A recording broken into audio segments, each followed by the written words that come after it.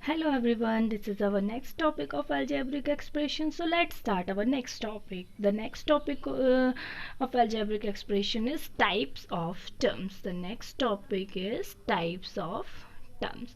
So how many types of terms? There are two types of terms. First is like term and the second is unlike term. So like और unlike terms होते हैं, तो हमने in terms को कितने parts में divide कर दिया यहाँ पर, टू पार्ट्स में, लाइक और अनलाइक टर्म्स. सो लाइक और अनलाइक टर्म्स के लिए हमें सबसे पहले तो ऐसा पता होना चाहिए कि ये दोनों टर्म्स है क्या, हम इस बारे में बात करते हैं. सो लाइक टर्म्स और अनलाइक टर्म्स में डिफरेंस क्या है, हम इस बारे में भी बात करेंगे. तो इन अलजेब्रिक एक्सप्रेशन लाइक टर्म्स वह होती हैं जिसके अलजेब्रिक फैक्टर सेम होते हैं. Algebraic factor same mean suppose we have 4x 5x, so there are plus 5x, these are like terms, and we have अगर 4x plus 5y, तो these are unlike terms. तो ये we can say that the terms that have the same variable with the same exponent are called like terms. मतलब यदि कोई हमें इसके algebraic factor, मतलब ये वेरिएबल्स को ही हम एल्जेब्रिक फैक्टर बोलते हैं, तो the terms that have the same variables with the same exponent that are called like terms. For example, अगर मैं बात करूँ just like 4y and minus 2y, ये भी हो गया 4x plus 5x, 4y and minus 2y, and another is 5x square plus 2x square. तो these are like terms. अब unlike terms क्या कहलाते हैं कि the terms that have different variable of or same variable with different exponent. कभी कभी ऐसा हो जाता है कि हमारे पास क्या होता है कि अनलाइक टर्म्स में हमने इस तरीके से डिफरेंट वेरिएबल्स हो गए, मतलब एल्जेब्रिक फैक्टर सेम नहीं है. अब कभी कभी ऐसा भी होता है कि हमारे जो वेरिएबल्स सेम है but the exponent is are different. तो एक्सपोनेंट डिफरेंट है तभी भी ये क्या है, हमारा अनलाइक टर्म्स कहला गया. सो हम इसमें समझ सकते हैं कि जब हमारी लाइक फैक्टर्स होते हैं, लाइक टर्म्स वो कहलाती हैं जिसके अलजेब्रिक फैक्टर सेम होते हैं with the base and exponent are same. मतलब अगर आपकी एक्सपोनेंट और वेरिएबल्स दोनों सेम है तो ओके. और अनलाइक टर्म्स जिसमें वेरिएबल्स और एक्सपोनेंट अनसेम्ड होते हैं. कभी कभी ऐसा भी होता है कि हमारे variables are same but the exponent are different, तो ये क्या कहलाती हैं, हमारी अनलाइक टर्म्स कहलाती हैं. फॉर एग्जाम्पल अभी मैं एक और एग्जाम्पल यदि आपको बताऊं तो हमारा जो एक और एग्जाम्पल यहाँ पर दिख रहा है कि suppose if we have 3x plus 2x plus 5x, तो there are the variables are same. तो यहाँ पर हमारे क्या दिखाई दे रहा है कि अलजेब्रिक फैक्टर सेम है, वेरिएबल सेम है, मतलब this is the like terms. ये हमारी कौन सी टर्म्स है, लाइक टर्म्स है. अब अगर मैं इसी में बोल दूं कि कभी ऐसा हो जाए कि 3x स्क्वायर प्लस 2y, तो this is the unlike term. ये हमारा कौन सा टर्म हो जाएगा, अनलाइक टर्म्स हो जाएगा. Suppose if we have 3x square plus 5x4, इसमें वेरिएबल्स तो सेम है but the exponent are different, तो इट इज ऑलरेडी है अनलाइक टर्म्स. ये फिर से हमारी अनलाइक टर्म्स हो जाएगी. तो अब ये हमने बात किया अनलाइक टर्म्स और लाइक टर्म्स के बारे में. अब हम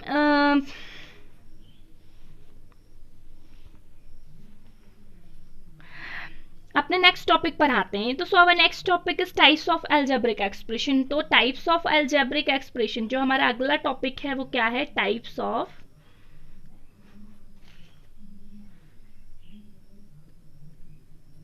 अलजेब्रिक एक्सप्रेशन है. सो here we have 4 types of algebraic expression. The first is monomial. Second was is binomial. Third is trinomial, and another is polynomial. Okay.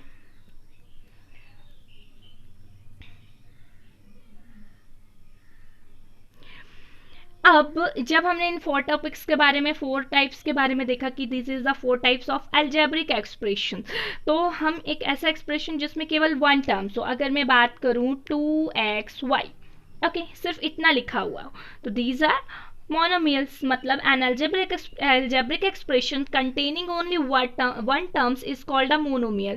The monomials are also called simple expressions, है ना. और constant value have only one term, so they are called monomials, मतलब हमने बोला कि अभी जब किसी एक्सप्रेशन में हमारे पास केवल वन टर्म होती है तो वो हमारे क्या कहलाते हैं, मोनोमियल्स कहलाते हैं। विदाउट एनी मैथमेटिकल्स ऑपरेशन, बिना किसी मैथमेटिकल्स ऑपरेशन के भी हमारे पास क्या होते हैं, अगर वन टर्म से 2xy हो गया, देन x² हो गया, फिर 5x क्यूब हो गया, और अगर मैं बात करूं कि सिर्फ हमारे पास 2 भी है, तो ये हमारे सारे क्या हैं, ये हमारे जो नंबर्स हैं ये क्या हैं, ये जो एक्सप्रेशंस हैं ये क्या हैं, मोनोमियल्स हैं। क्या है ये, मोनोमियल्स हैं।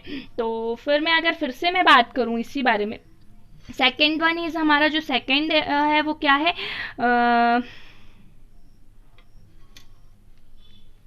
सेकेंड है हमारा बायनोमियल्स। तो an algebraic expression containing 2 terms, यदि उस बायनोमियल्स में विद द मैथमेटिकल ऑपरेशंस कोई 2 टर्म्स आ जाए, like 3x + 2y, then another is 2a² + 9b³, इस तरीके से कोई एक्सप्रेशन आते हैं तो दीज आर कॉल्ड, ये क्या कहलाते हैं, हमारे बायनोमियल्स कहलाते हैं, क्योंकि इसमें 2 टर्म्स होती हैं।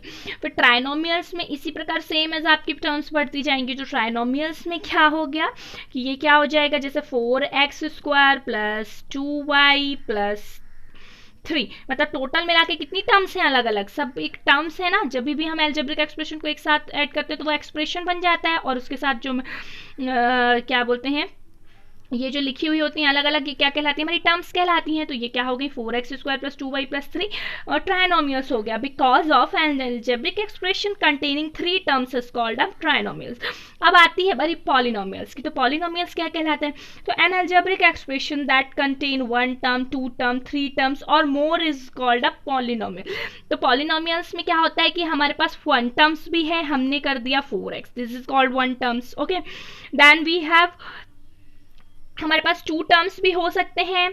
तो यहाँ पर अगर मैंने बोल दिया 5x², these are called 2 terms. मतलब इस तरीके से हमारे पास सारे टर्म्स जब एक साथ मिल जाएं तो वो हमारे क्या कहलाते हैं, पॉलिनोमियल्स कहलाते हैं। So now let's come to the our next topic is operation on algebraic terms. हमारा नेक्स्ट टॉपिक क्या है, ऑपरेशन ऑन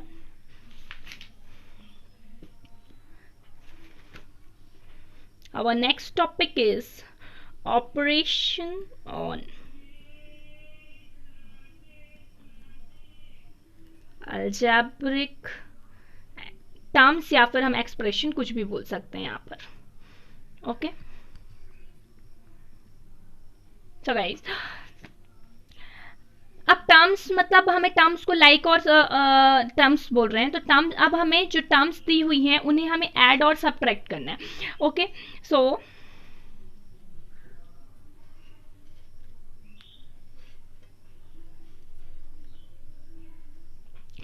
इसमें हम टर्म्स को ऐड और सबट्रैक्ट करना सीखेंगे। तो इसमें देखिए, जैसे suppose if we have 8xy + 5xy, there are in like terms, because यहाँ पर हमारे जो वेरिएबल्स हैं वो भी सेम है और पावर्स हैं, मतलब एक्सपोनेंट भी आपकी सेम ही है। तो यहाँ पर हमें क्या मिल जाएगा, ये हो जाएगा 8 + 5 and we have common variables, हमने वेरिएबल्स को कॉमन कर लिया, दैन दिस इज 13xy। तो दीज आर लाइक टर्म्स। तो हमें ये बात बहुत अच्छे से ध्यान रखनी है कि हम जब किसी एक्सप्रेशन में एडिशन और सब्ट्रैक्शन करते हैं तो हमको क्या करना पड़ता है, उसके लिए हमारी जो टर्म्स है, सबसे पहले हमें ये देखना है कि जो टर्म्स है वो लाइक टर्म्स में होनी चाहिए, क्योंकि जब हम एडिशन और सब्ट्रैक्शन करेंगे तो हमारे सिर्फ लाइक टर्म्स ही ऐड और सब्ट्रैक्ट होते हैं, ओके। सो यहाँ पर हमने क्या किया, 8xy 5xy इन दोनों को ऐड करना है। तो 8 + 5 दिया हुआ है, तो हमने क्या किया, यहाँ पर सबसे पहले हमने वेरिएबल्स को कॉमन ले लिया, दोनों में कॉमन है इसलिए हमने 1 टाइम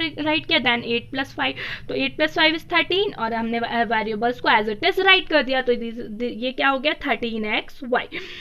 अब जब 13xy कैसे हो गया, बिकॉज 13 के साथ xy मल्टीप्लीकेशन फॉर्म में, तो 13 × xy करेंगे तो हमारा क्या आ जाएगा, 13xy। तो आंसर क्या हो गया हमारा, 13xy। अब इसमें सबसे इंपॉर्टेंट बात यह है कि केवल लाइक टर्म्स का ही ऐड और सब्ट्रैक्ट होता है, जैसे मैंने अभी आपको बताया हुआ है। अगर if we have another example, यदि मैं कोई दूसरा एग्जाम्पल लूँ कि 5x + 5y, तो they are not like terms, ये जो है हमारे लाइक टर्म्स में नहीं है, मतलब ये हमारे एज इट इज ही राइट रहेंगे, इनका ऐड और सब्ट्रैक्शन कुछ भी नहीं होगा। तो हम इसको एज इट इज राइट रहने देंगे, मतलब ये दोनों जो टर्म्स अनलाइक हैं, अनलाइक टर्म्स का एडिशन और सब्ट्रैक्शन नहीं होता। अब हमने देखा कि केवल लाइक टर्म्स का ही ऐड और सब्ट्रैक्ट होता है, अनलाइक टर्म्स का ऐड और सब्ट्रैक्ट नहीं होता। सिमिलरली अब यदि हमें किसी टर्म को सब्ट्रैक्ट करना हो, तो यदि मुझे किसी टर्म को सब्ट्रैक्ट करना हो तब मैं क्या करूंगी, तो सपोज मैंने इसी एग्जाम्पल को लिया हुआ है 8xy minus 5xy, these are in like terms. So now we have common the terms. सबसे पहले कॉमन कर लीजिए आप इसको, वेरिएबल्स को, common the variables and 8 minus 5। तो या फिर हम इसको ऐसे भी राइट कर सकते हैं कि 8 minus 5 and common the variables also. -3, 8 में से 5 गया, 3 हुआ, 3xy, ये हो गया हमारा आंसर 3xy। अब हम इसमें बात, so this was about adding और सब्ट्रैक्शंस। अगर हमें अभी तो हमने छोटे छोटे एक्सप्रेशंस को दिखा, अगर हम बड़े बड़े एक्सप्रेशन को सॉल्व करेंगे तो हम कैसे करेंगे, तो लेट्स सी कि I am taking 3x plus 11y and 7x minus 5, और आपको इसको ऐड करना है। क्वेश्चन है कि फाइंड द सम ऑफ, इनका आपको एडिशन करना है। तो इसको सॉल्व करने के लिए हमने यहाँ पर 2 मेथड्स पढ़े हैं। एक होता है हमारा क्या, हॉरिजॉन्टल मेथड, मैं इस बारे में भी आपको डिस्कस करूंगी कि हॉरिजॉन्टल मेथड, और सेकंड होता है हमारा वर्टिकल मेथड। सेकंड इज क्या होता है हमारा, वर्टिकल मेथड। ओके, अब मैं इस क्वेश्चन को आपको दोनों वे में सॉल्व करके बताऊंगी। चलिए इसको मैं फर्स्ट मेथड से सॉल्व करती हूँ, इन हॉरिजॉन्टल मेथड। मैं इसको हॉरिजॉन्टली वे में सॉल्व करके आपको बताती हूँ। सो जब मैं इसको सॉल्व कर रही हूँ तो यहाँ पर ध्यान से देखने की, हॉरिजॉन्टली मेथड मतलब कि आपको सिंपली, जैसा आपको पता है कि हॉरिजॉन्टल वे क्या होता है, आप उसको एज इट इज उसी वे में राइट कर दीजिए। तो चलिए हम इसको राइट करते हैं। क्वेश्चन है हमारा 3x प्लस 11y। अब हमें पता है कि इन दोनों को ऐड करना है, इसलिए हमारे बीच में क्या साइन आएंगे, एडिशन के साइन आएंगे। देन 7x माइनस 5, हमने इसको एज इट इज राइट कर दिया। अब हम यहाँ पर देखते हैं कि यहाँ पर ये देखना है कि इन एक्सप्रेशन की जो आपके एक्सप्रेशन है वो पॉजिटिव टर्म्स में है या नहीं। तो both the expression have positive term in question, both the expression have positive terms, so let us write, इसको हमने हॉरिजॉन्टली राइट कर दिया। अब इसका फर्स्ट स्टेप होता है किसी भी क्वेश्चन को सॉल्व करें, identify the like terms from the 2 expression. इन दोनों एक्सप्रेशन के बीच में हमें लाइक टर्म्स को आइडेंटिफाई करना है, लेकिन उसके पहले हमें क्या करना पड़ेगा, ब्रैकेट को ओपन करना पड़ेगा। तो now let's open the bracket, 3x plus 11y plus 7x। अब हमने यहाँ पर देखा कि यहाँ पर हमारा पॉजिटिव साइन है और यहाँ पर हमारा नेगेटिव। तो जब भी कभी भी हम एक्सप्रेशंस में यहाँ पर अगर हमें साइन किसके रहते हैं, एडिशन का, मतलब पॉजिटिव साइन है, तो आपका जो ब्रैकेट ओपन होगा तो साइन आपके सेम ही रहेंगे। और यदि यहाँ पर आपका माइनस साइन है तो आपके जो ब्रैकेट के अंदर के साइन है वो ऑलवेज चेंज हो जाते हैं, पॉजिटिव है तो नेगेटिव, नेगेटिव है तो पॉजिटिव। तो यहाँ पर हमें ऐड है, मतलब साइन हमारे सेम रहेंगे। अब identify the like terms, x वाली 2 टर्म्स दी हुई हैं, हमने इसे आइडेंटिफाई कर लिया, हमने यहाँ पर इनको रिप्रेजेंट कर दिया एक साथ। अब हमको अनदर टर्म्स राइट करनी है, ये हो गया। देन 3x प्लस 7 दोनों हमारे लाइक टर्म्स हैं, मतलब ऐड हो जाएंगे, तो 3 प्लस 7 10 हो गया। और आपको वेरिएबल्स को कॉमन करना है, मतलब सिंगल टर्म्स में ही राइट कर देना है। अब हम यहाँ पर फिर आपका जो आपकी अनलाइक टर्म्स है उसको एज इट इज राइट कर देंगे। तो answer will be 10x plus 11y minus 5।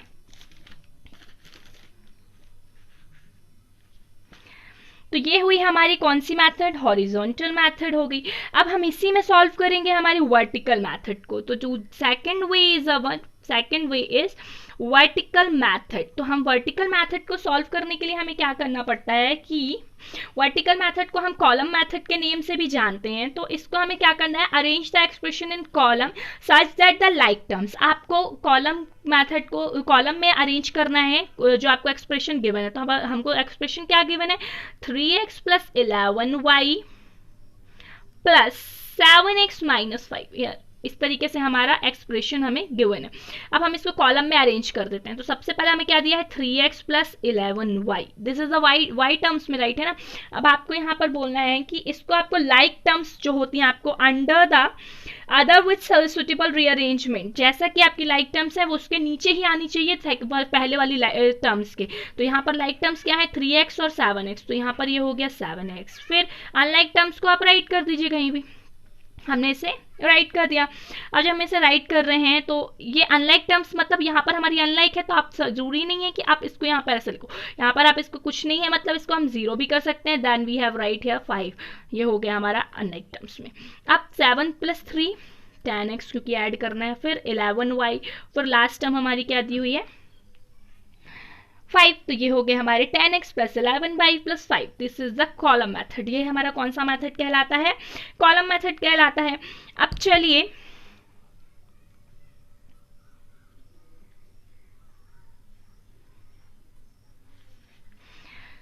अब नाउ लेट्स सी एग्जाम्पल जिसे हमें सब्ट्रैक्ट करना है। अब हम ऐसे एग्जाम्पल की बात करेंगे जिन्हें हम अब सब्ट्रैक्ट करना है।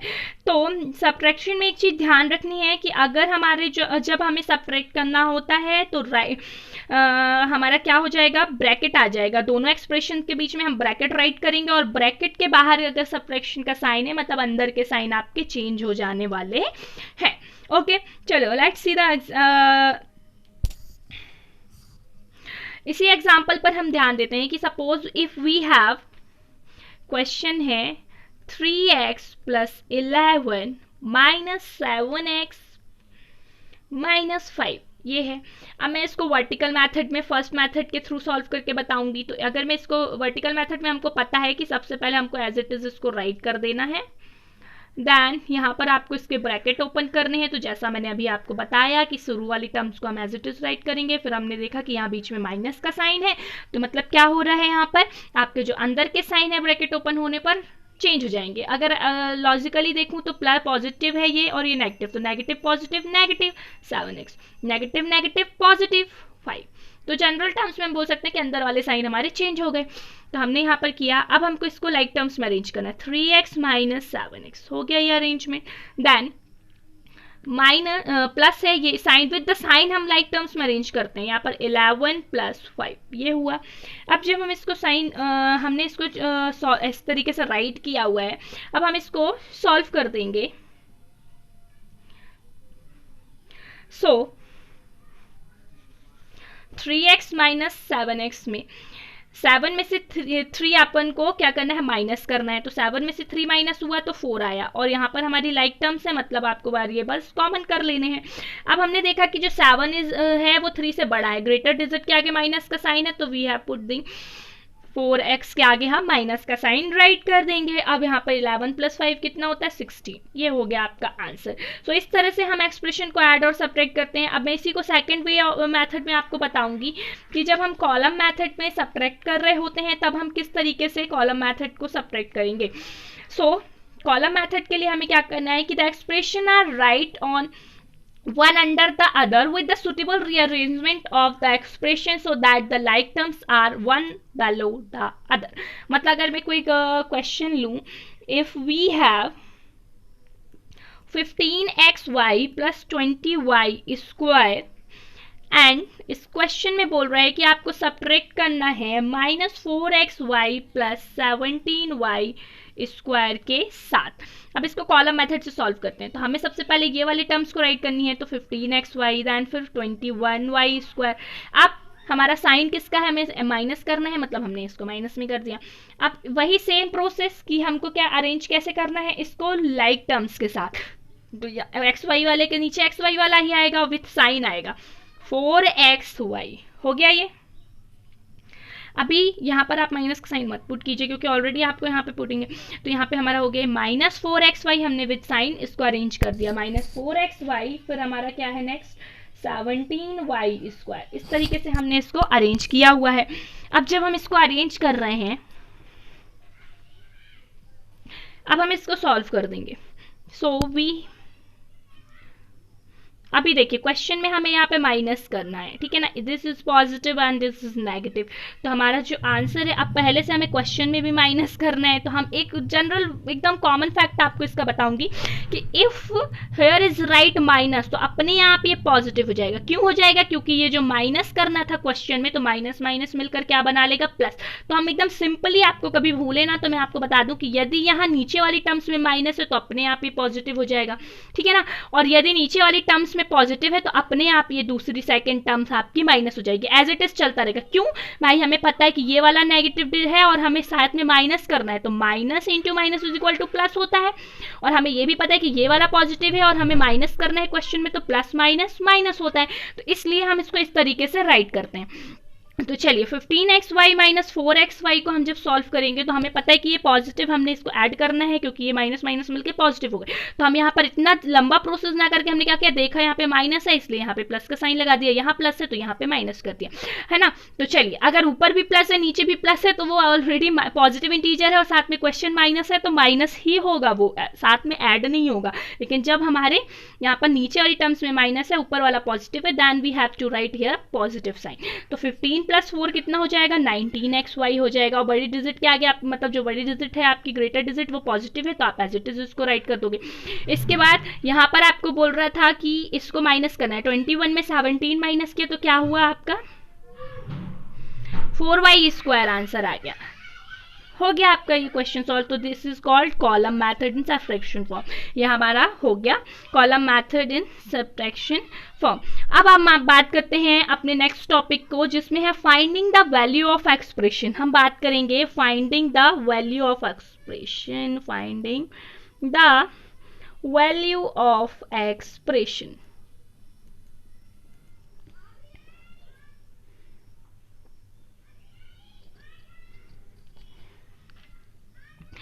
अब वैल्यू ऑफ एक्सप्रेशन निकालने के लिए हमारे जो टॉपिक्स होते हैं कि देखो अगर हमारे पास एक्सप्रेशन में वेरिएबल्स हैं तो उसकी वैल्यू भी हमें गिवन होगी। Suppose if we have 4x and बोल रहा है कि find the value of x, आपको इस क्वेश्चन में बोल रहा है कि find the value of x, इस तरीके से क्वेश्चन राइट है। अब आपको क्वेश्चन दिया है 4x और if x is equal to 1 2 3 4 5 कुछ भी आपकी वेरिएबल्स की वैल्यू हो सकती है, यहाँ पर आपकी x इज इक्वल टू 2 हो है, तब हम इसको expression 4x is equal to क्या हो जाएगा, 4 के साथ जो हमारा डिस्ट्रीब्यूटिव प्रॉपर्टी में राइट है ना 4 इंटू एक्स राइट है, तो यहाँ पर हमारे x की वैल्यू क्या दी है 2, तो आपको क्या हो गया इस एक्सप्रेशन की वैल्यू क्या हो गई 8 हो गई। तो हमें यहाँ पर अगर बोले कि सिमिलरली कोई बड़ा सा एक्सप्रेशन गिवन हो, यहाँ पर अगर आपको चलिए हम बात करते हैं जैसे कि कोई बड़ा एक्सप्रेशन यदि गिवन है जैसे 4x प्लस 3x² दैन 2, इस तरीके से कोई बड़ा वैल्यू है और बोल रहा है कि जो x की वैल्यू दी हुई है, कोई बड़ा एक्सप्रेशन गिवन है और x की वैल्यू आपको 2 दी हुई है,